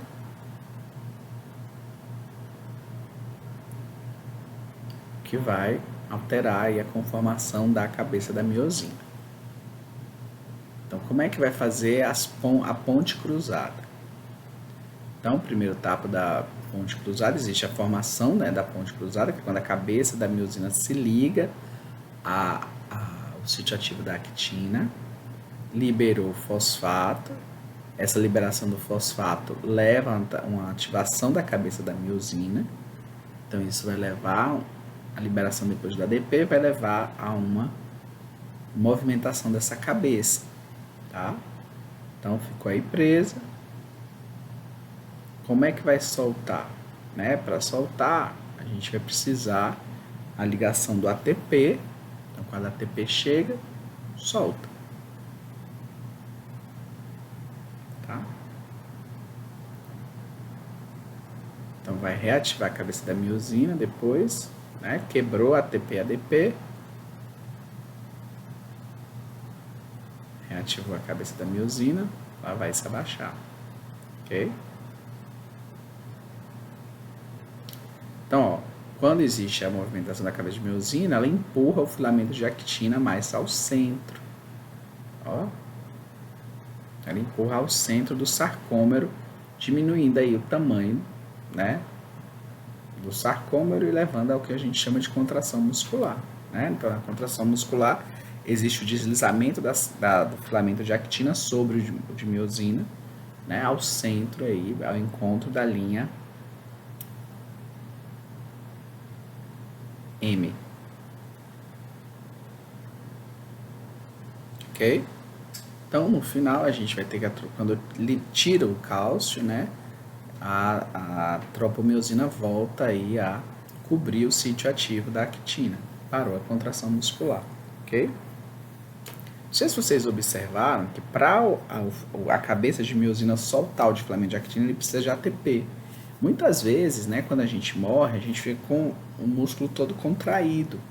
Porque como falta ATP, o filamento de actina e de miosina ficam engatilhados. Então fica uma contração, por isso que a gente fica duro, né, quando a gente morre, falta de ATP. Ok? Então, se a gente está falando de contração, existem alguns tipos de contração. Né? A gente não tem só um tipo de contração. Existe uma contração que a gente chama de isométrica ou isomérica. Então, uma contração isométrica é aquele tipo de contração onde os músculos estão contraídos, mas não existe realização de um movimento. Tá? Então, por exemplo, quando alguém faz uma atividade e fica na prancha, né, a pessoa coloca, né, se apoia no chão, fica parado por alguns segundos, ou um minuto, geralmente são 30 segundos, você fica com os músculos todos contraídos, mas não está gerando movimento. Então a gente diz que numa contração isométrica, a força aplicada é igual à resistência. Então aqui, pegando aqui como exemplo esse aqui do lado, então existe aqui a força que você precisa fazer para gerar um movimento de flexão, por exemplo, mas existe uma força que leva isso para baixo, a força do peso, né, que é a massa com a gravidade, eles geram a força para baixo. E a sua força, né, traz isso para frente. Então, na contração isométrica, a força aplicada para levantar um peso, por exemplo, tá? Essa força para levantar esse peso aqui, ela é igual ao próprio peso, né, a resistência. Então, quando uma força, né, a força é igual à resistência, não rola movimento, não tem movimento. Mas o músculo está contraído, ok? Então, a contração isométrica é aquela que não gera movimento, ok? Não gera movimento nas articulações, a resistência é igual à força. Existem outros tipos de contrações que são as isotônicas. Uma contração isotônica é aquela que gera movimento. Gera movimento. E essa contração isotônica ela pode ser de dois tipos, concêntrica ou excêntrica. Então, numa contração isotônica concêntrica, você tem que a força aplicada é maior que a resistência. Então, por exemplo, esse movimento aqui, a força que essa pessoa está executando para levantar o halter é maior do que a resistência. Então, na contração isotônica concêntrica, você concentra as estruturas, né? Então, você faz uma flexão, ok? Então, aqui uma flexão de braço, né? Uma flexão do cotovelo, é uma contração isotônica, porque gera movimento, concêntrica, né? Só pensa, olha, tá tudo concentrado aqui. Então, ela é concêntrica, tá? E o outro tipo de contração isotônica é excêntrica. A contração excêntrica é aquela onde existe a extensão e o alongamento das fibras, tá? Então, nesse caso aqui, de uma contração excêntrica, as fibras elas estão alongadas, né?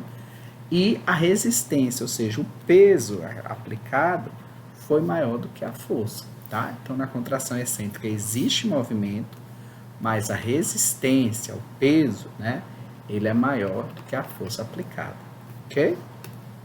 Então, aqui a gente está mostrando aqui as contrações do bíceps. Então, a gente tem a isométrica quando, apesar de ter uma contração, não gera movimento. A contração concêntrica, aonde gera um movimento em que existe aonde a força é maior do que a resistência, né? Então, essas fibras elas estão encurtadas, tá? As fibras musculares. Lembrando que numa contração muscular, o sarcômero diminui de tamanho, né? Porque os filamentos de actina se movimentam, né? Deslizam sobre os de miosina, diminuindo desse tamanho. E na isotônica excêntrica existe um alongamento das fibras e a resistência é maior do que a força, tá? Então, ó, na excêntrica, aqui a gente tem, ó, uma contração concêntrica, ó, eu tenho encurtamento das fibras e eu tenho aqui a proximidade desses ossos, tá? Então a força aplicada foi maior do que a resistência. E nessa contração aqui baixa é excêntrica, então as fibras musculares, ó, elas estão mais alongadas, né? Estão mais esticadas, e a resistência foi maior do que a força, ok? Importante esse tipo de contração, tá? Então aqui está mostrando um gráfico mostrando os tipos de contração, tá? Então aqui, por exemplo, está tendo uma contração isotônica, ou seja, aqui tem um músculo em repouso carregando um peso de 20 quilos. A contração desse músculo levou o deslocamento da carga, né? Então se deslocou a carga, já é uma contração isotônica. Isotônica tem deslocamento da carga. Ok? E como esse músculo está diminuindo de tamanho, né, as fibras estão encurtando, é uma isotônica concêntrica. Aqui nesse gráfico está mostrando a tensão desenvolvida, tá, no músculo, e a gente sabe que o peso, né, a carga desse músculo é de 20 quilos. Então, a força que esse músculo tem que fazer para deslocar a carga tem que chegar pelo menos a 20 quilos. Então, está mostrando que a força que está sendo aplicada pelo músculo, né, está aumentando, chegou a 20 quilos, então conseguiu aqui, né, mover a carga. Tá? Então, 20 quilos e aqui o músculo está relaxando. Ok? Então, a contração isotônica concêntrica.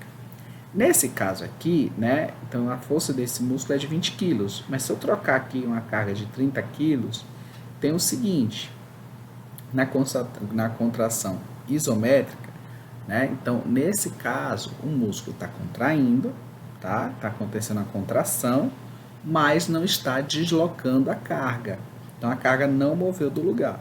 Então, para esse músculo conseguir deslocar carga, ele tem que ter uma força, uma tensão aí de pelo menos 30 quilos.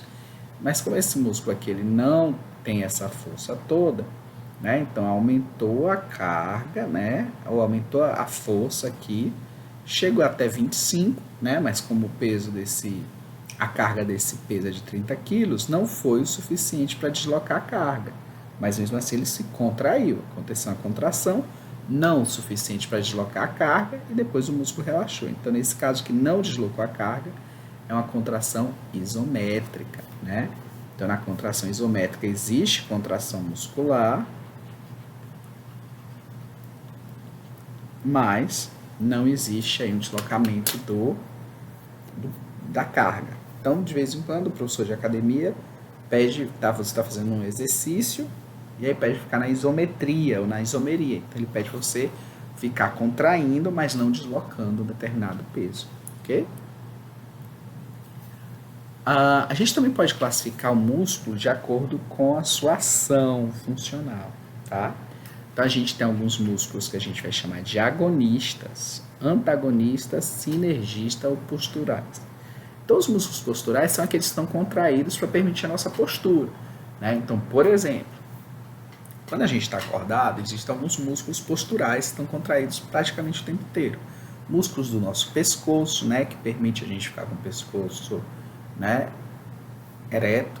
Músculos que contraem as nossas costas, né, que para manter nossa costa contraída, que permite a gente ficar em pé parado, são músculos posturais.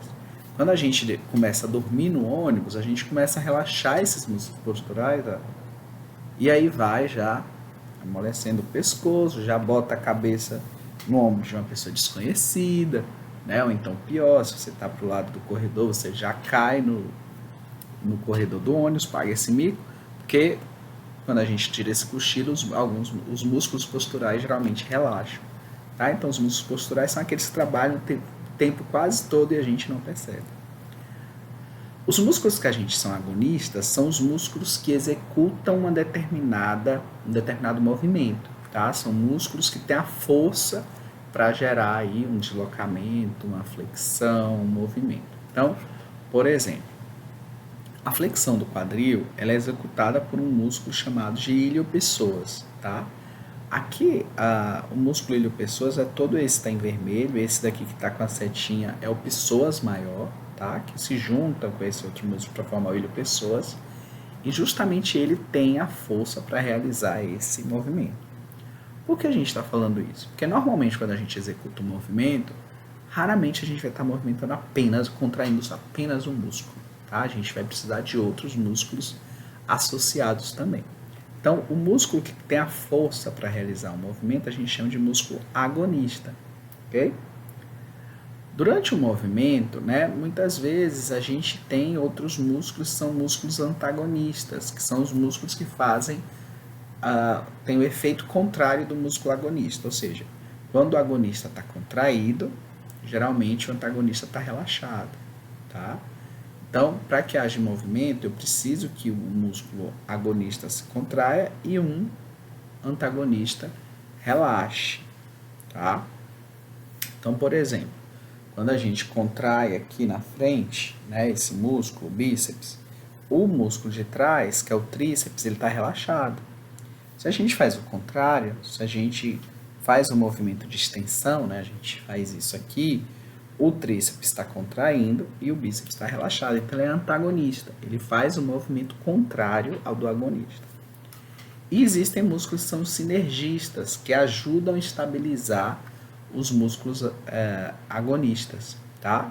Então, são músculos que eles também se contraem junto do músculo agonista, mas ele não tem a força para realizar o exercício, o movimento sozinho. Então, os músculos sinergistas eles se contraem justamente para bloquear movimentos indesejáveis aí durante o movimento sendo executado. Bora dar um exemplo, né? Então, na contração aqui do cotovelo, né, existem músculos que são agonistas e outros sinergistas. Então, o músculo que permite a contração do cotovelo aqui é um músculo que é chamado de músculo braquial. O músculo braquial ele é mais profundo em relação ao músculo bíceps braquial. Então, ele é o que tem a força da contração. Então, ele é o agonista, ok? Por outro lado, o bíceps braquial, ele estabiliza e ajuda o músculo braquial a se contrair, né? Então, ele é um músculo que a gente chama de sinergista. E o tríceps braquial, né, que fica aqui atrás, ele é um antagonista. Quando eu flexiono o músculo bíceps, tanto o bíceps quanto o músculo braquial, eu relaxo o tríceps. Quando eu contraio o tríceps, esse daqui precisa ser relaxado. Geralmente, quando a gente contrai ao mesmo tempo um músculo agonista e outro antagonista, eu bloqueio o movimento e levo a uma contração isométrica, ok?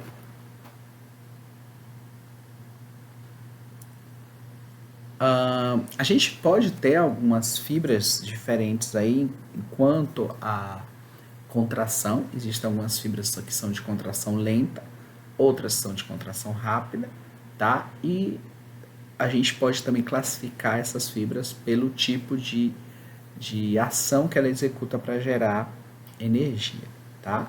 Então, existem fibras oxidativas, ou seja, que utilizam o oxigênio para gerar energia. Fibras que são glicolíticas, né, que utilizam a glicólise anaeróbica, que geralmente gera uma quantidade de ATP mais rapidamente, mas ao mesmo tempo uma quantidade pouca de ATP. E uma intermediária que a gente chama de fibras oxidativas glicolíticas, tá, de contração rápida, ok? Então, a velocidade para dizer se uma contração é lenta ou é rápida, ela vai depender, né, da hidrólise do ATP na cabeça da miosina. Como eu falei, a cabeça da miosina tem a capacidade de quebrar ATP, então alguns tipos quebram mais rápido e outros mais lentamente esse ATP. Então isso vai me dizer se é um tipo de contração lenta ou de contração rápida. A velocidade que o retículo sarcoplasmático ele retira esse cálcio que foi liberado no sarcoplasma de volta para o retículo sarcoplasmático, né? A gente viu que tem bombas de cálcio que trazem esse cálcio de volta, então isso vai me dizer também se a contração ela vai ser lenta ou rápida. Lógico, se eu retiro rapidamente esse cálcio do citoplasma, do sarcoplasma para o retículo sarcoplasmático, se eu tiro rápido, a contração vai ser mais rápida, né? Mas se eu demoro mais tempo, a contração vai ser do tipo lenta.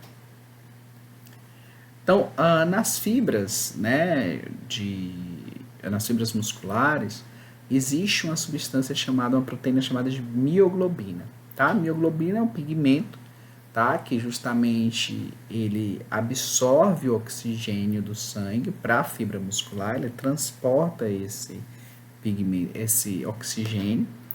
E nas fibras oxidativas, né, que são as fibras que fazem a oxidação, né, fosforilativa, ou seja, gera ATP, né, dependendo de oxigênio, na presença de oxigênio, nas fibras oxidativas eu vou ter uma quantidade maior de mioglobina, né? Por quê? Porque nas fibras que dependem de oxigênio, eu vou ter mais essa estrutura que transporta o oxigênio do sangue para o músculo. E justamente é o pigmento vermelho. Então, nas fibras oxidativas, a gente vai ver um músculo mais avermelhado, tá? Nas fibras que são glicogênicas, ou seja, que utiliza o glicogênio como fonte principal de energia ao invés do oxigênio, né? Forma aquela glicólise anaeróbica, eu vou utilizar menos mioglobina, tá? Então, por isso o músculo é mais branco, ok? Também eu vou ter diferença de diâmetros, tá? Nas fibras oxidativas que dependem de oxigênio, de mioglobina, eu vou precisar levar oxigênio para toda a parte interna da minha fibra. Então, como aqui depende de oxigênio, ela precisa percorrer mais diâmetro, né? Mais fibras, então o diâmetro vai ser menor, tá? Porque a redução da distância vai ser importante justamente para o oxigênio conseguir difundir até chegar nas mitocôndrias das fibras musculares, né? Da fibra muscular que é a célula. E as fibras glicogênicas que já não dependem de oxigênio, ela tem um diâmetro maior, tá? Então, como o oxigênio não precisa se difundir até a mitocôndria das fibras musculares, essas fibras geralmente são maiores. Então, a gente vai poder dividir as fibras musculares em fibras, como a gente falou, rápidas e lentas, oxidativas e glicolíticas. Então, quando a gente fala aqui de uma fibra muscular oxidativa de contração lenta, a gente falou que o tamanho das... Primeiro, né, essas fibras musculares elas são mais vermelhas, né, porque a oxidativa depende de oxigênio. Se ela depende de oxigênio, quem transporta oxigênio? A mioglobina. Então, essa mioglobina transporta esse oxigênio do sangue até a parte mais interna da fibra muscular, até chegar nas mitocôndrias. Então, nas fibras que são de contração lenta, fibras oxidativas, geralmente as fibras têm um tamanho menor, tá? E são mais vermelhas, tá? Então, coloração mais vermelha e diâmetro menor. Ok? Então, é oxidativo. Quando a gente fala de fibras glicolíticas, tá? Glicolíticas, ela vai ter uma quantidade menor de mioglobina. Tá? Porque esse tipo de fibra, ela não depende do oxigênio para gerar energia, né? Ela utiliza glicogênio, glicose, né? Glicogênio. Então, nesse caso, o diâmetro da fibra muscular é maior, tá? Diâmetro maior. E se observar a cor, né? É uma cor mais clara, tá? Uma coloração mais pálida. Então, assim, essas fibras musculares que dependem do oxigênio, né? Elas vão ter uma contração mais lenta, tá? Elas vão se contrair mais lentamente, ok? E com isso, né, ela vai ser resistente à fadiga. Então, ela vai contrair mais lentamente, vai ter oxigênio, então vai ser mais resistente à fadiga. Nas fibras musculares glicolíticas que não dependem de oxigênio, eles têm uma contração do tipo rápida. E o glicogênio, ele tem um problema, tá? Então, não sei se vocês já estudaram em bioquímica, mas o glicogênio, ele gera uma quantidade de ATP, o glicogênio, né? A glicólise anaeróbica, né? Pega o glicogênio, cliva o glicogênio, né? E a glicose em umas vias metabólicas, aonde gera uma quantidade baixa de ATP, né, a glicólise anaeróbica, que acontece na ausência de oxigênio, e também leva à produção de ácido lático, lactato, né? Ácido lático,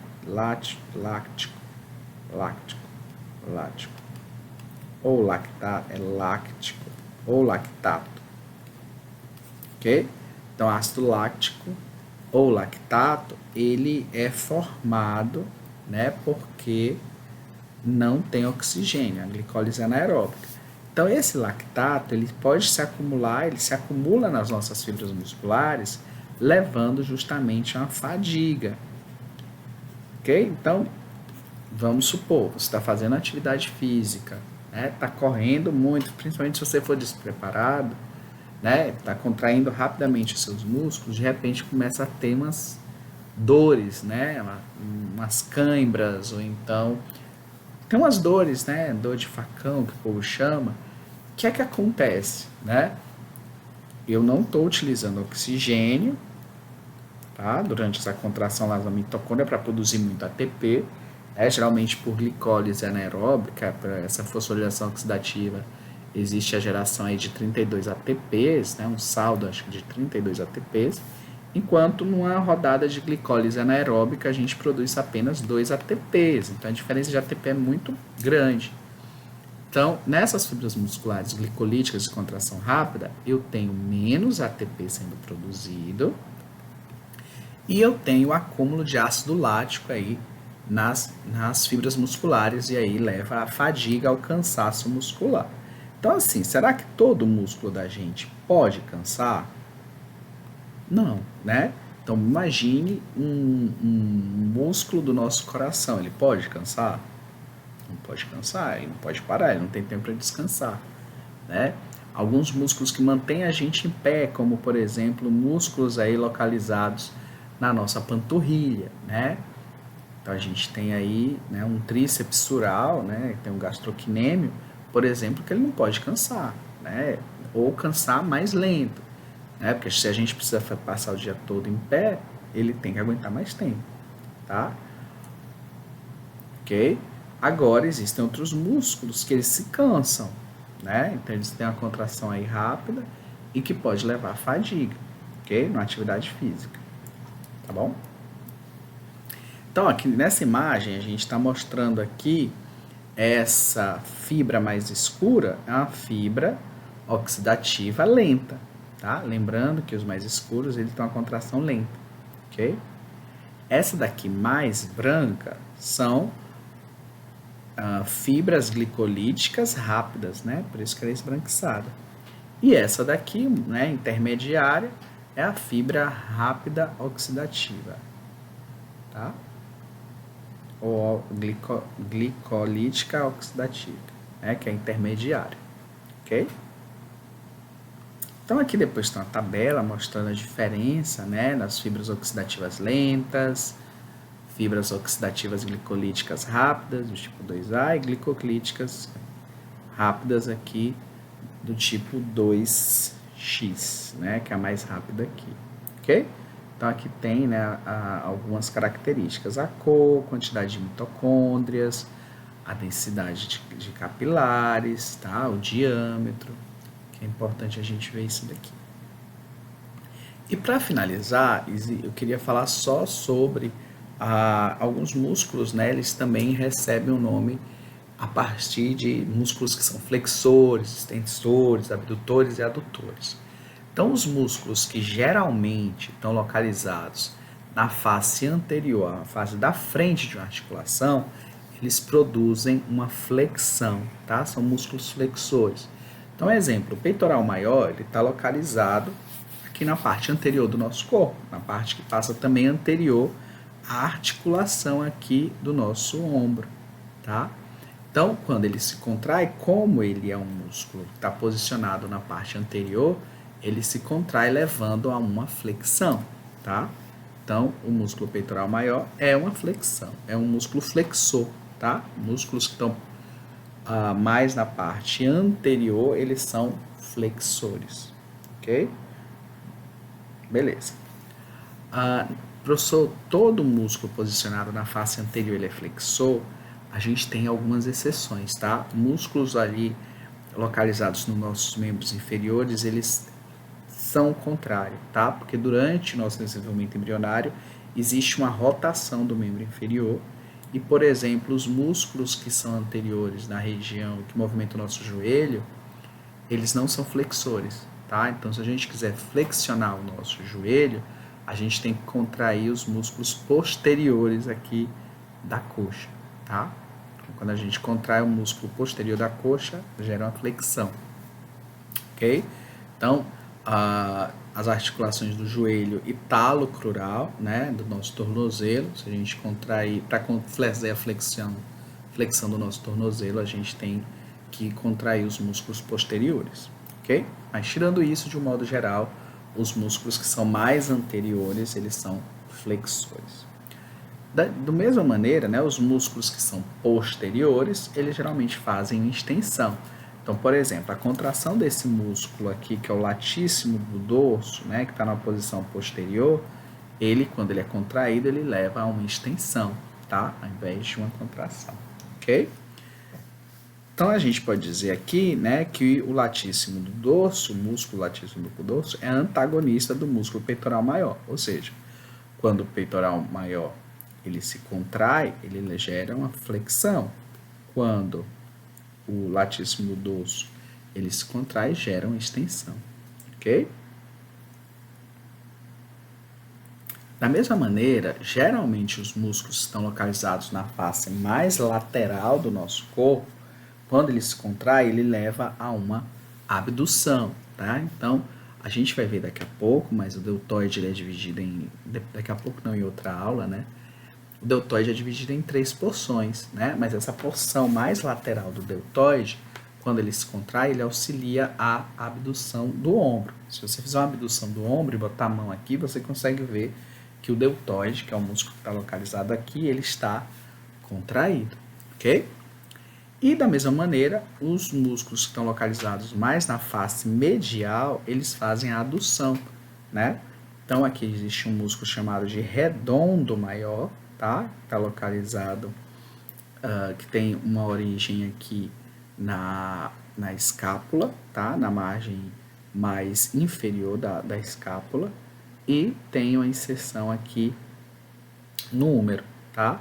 Então, quando ele contrai, ele faz um movimento de adução, né? Que ele está na face mais medial. Então, isso daqui, essa informação é importante, porque quando a gente estiver estudando, né, a função dos músculos, por exemplo, da nossa antebraço, da nossa coxa, existe uma relação aí de que músculos localizados na face lateral, eles fazem abdução, tá? E músculos localizados na face mais medial, eles fazem a adução, né? Então, os músculos adutores da nossa coxa, eles estão localizados na parte mais medial, tá? E os músculos abdutores, eles estão localizados na parte mais lateral, ok? Gente, por hoje é isso, tá? Nas próximas aulas a gente vai conhecer, né, os nomes dos músculos, a gente vai observar isso também, né, em sala e em laboratório, ok? Então, por hoje é isso. Qualquer dúvida a gente tira na próxima aula, ok? Então tá. Até logo. Boa semana para vocês. E vou passar um exercício também para vocês fazerem, valendo ponto para nossa prova sobre esse assunto, tá? Então, assistam a aula e resolva essa atividade que vai valer ponto, tá bom? Então é isso. A gente se vê em breve. Tchau.